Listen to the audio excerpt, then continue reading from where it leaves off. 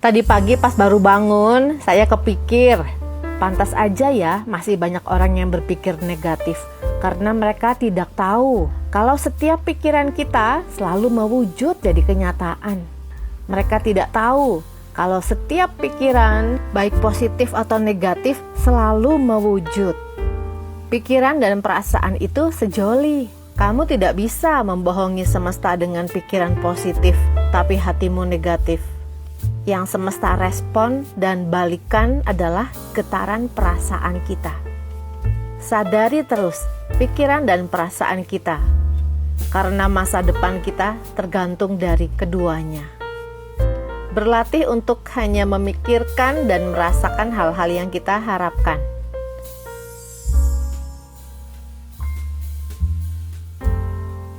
Tuhan, saat kesabaranku sudah benar-benar habis menghadapi kata-katanya, apa yang harus aku lakukan? Jawabannya, Manu, selama kata-katanya tidak membunuhmu, biarkan saja. Karena dengan kamu mendengarkan semua kata-katanya yang menyakitkan itu, kau sungguh sedang membantuku menyembuhkan orang itu dari penderitaan yang dialami batinnya. Sebab hanya orang yang menderita yang akan mengeluarkan kata-kata yang menyakitkan. Dikutip dari buku Pesan Langit dan Bumi, Di Saat Semesta Bicara, karya Dr. Wayan Mustika.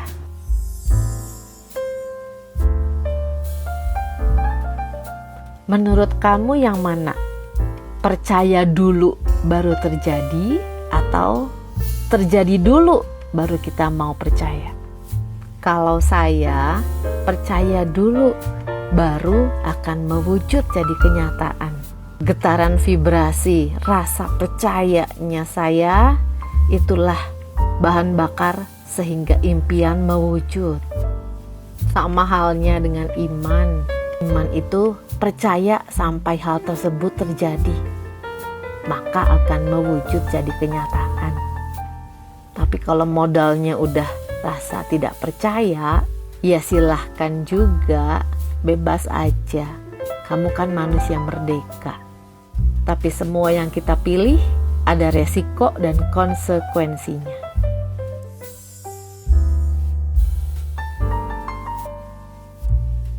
Halo, Vita datang, uang datang. Kamu mau nemenin saya belajar?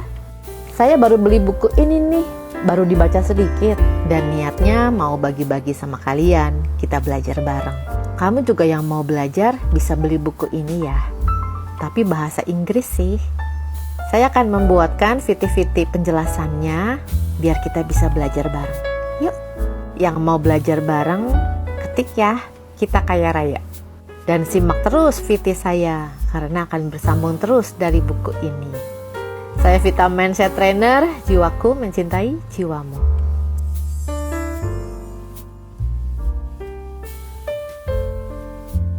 Paradigma atau perspektif atau mindset atau pola berpikir atau cara kita berpikir itu bukan cuma soal satu hal yang kita yakini, tapi kumpulan dari hal-hal yang kita yakini.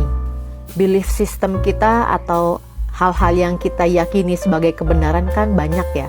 Yang kita anggap sebagai kebenaran itu banyak. Misalnya dari kecil kita sering mendengar orang mengatakan kepada kita, kamu gendut. Lama-lama alam bawah sadar kamu mulai meyakini bahwa kamu orang yang gendut. Kamu stres dengan perkataan orang seperti itu dan lama-lama betulan kamu menjadi gendut. Atau kamu meyakini diri kamu orang yang gagal, gak bisa sukses. Ini sudah dua keyakinan yang ada dalam diri kamu. Belum lagi keyakinan mengenai Tuhan misalnya.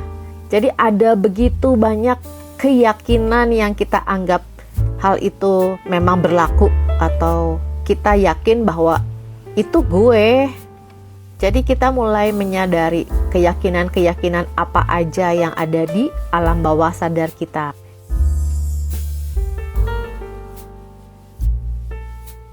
Part 2, kita lagi bahas buku yang ada di samping saya ini. Mengenai mental block. Mengapa mental block membuat kita sulit mewujudkan impian kita? Namanya juga udah mental block. Keadaan mentalitas kita yang berisi misalnya ketakutan, kemarahan, ketidakpercayaan diri, penyesalan, dan lain-lain, menandakan kita sedang berada di low vibes. Kita menggetarkan vibrasi yang rendah. Saat kita memiliki ketakutan terhadap apapun, hati itu nggak tenang. Pikiran apalagi banyak simon atau simang kimain atau pikiran negatif, pikiran liar. Dan ketakutan sangat mempengaruhi tindakan kita dalam keseharian.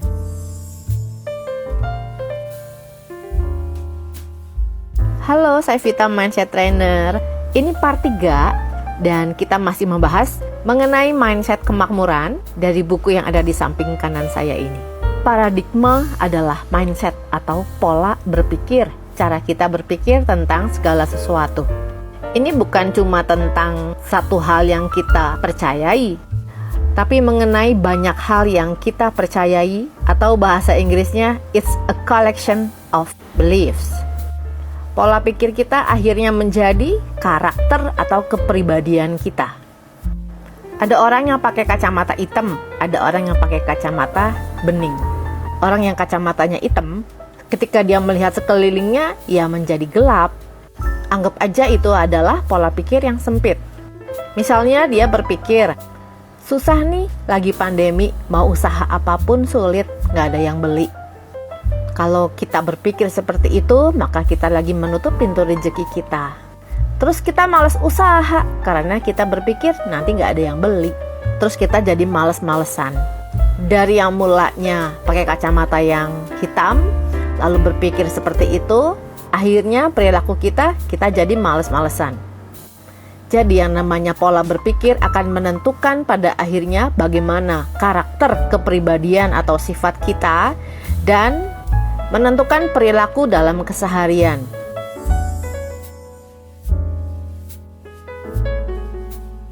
Halo, saya Vita Mindset Trainer dan kita masih membahas buku di kanan saya ini mengenai mindset kemakmuran. Kamu mau kaya raya kan? Maka kamu perlu tahu rahasianya. Kekayaan datang setelah kamu memperbaiki kepribadian kamu. Kita mulai dari hal kecil aja dulu. Mindset kemakmuran dimulai dari kamu seringnya fokus kepada hal apa dalam keseharian. Misalnya, kamu pergi ke mall. Pasti banyak orang dong. Perhatikan apa yang menjadi fokus pikiran kamu. Misalnya kamu lihat orang di sana.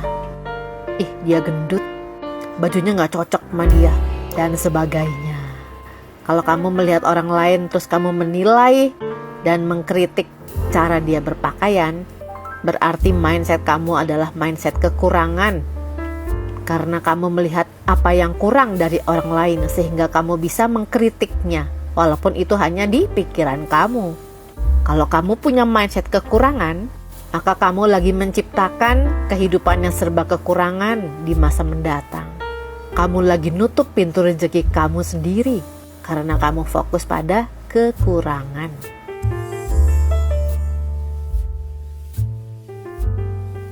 Masih tentang mindset kemakmuran, kita bahas dari buku yang ada di kanan saya ini. Dan masih tentang pikiran apa yang sering muncul dalam keseharian. Karena fokus pikiran kita menentukan uang datang atau tidak. Saya cerita aja pengalaman saya ya. Dalam keseharian, saya sering teringat hal-hal yang saya sukai. Misalnya saya tadi beli makanan untuk kucing saya. Terus ada mainan kucing, lucu.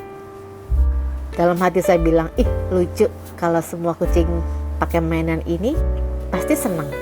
Ngerasa seperti itu aja, walaupun hanya beberapa menit, udah bisa mewujudkan impian saya. Jadi istilahnya seperti bahan bakar yang nambahin percepatan terwujudnya impian saya. Terus misalnya lagi lihat TikTok, terus lihat orang lagi liburan di kapal pesiar. Ih seneng, seru. Itu juga lagi mempercepat terwujudnya impian saya. Jadi program di otak saya itu udah terbiasa untuk hanya fokus ke hal-hal yang saya sukai. Dan ketika kita lebih sering ngerasa feel good, fokusnya seneng untuk bilang hal-hal yang kita sukai, itu mempercepat terwujudnya impian kita, termasuk datangnya uang.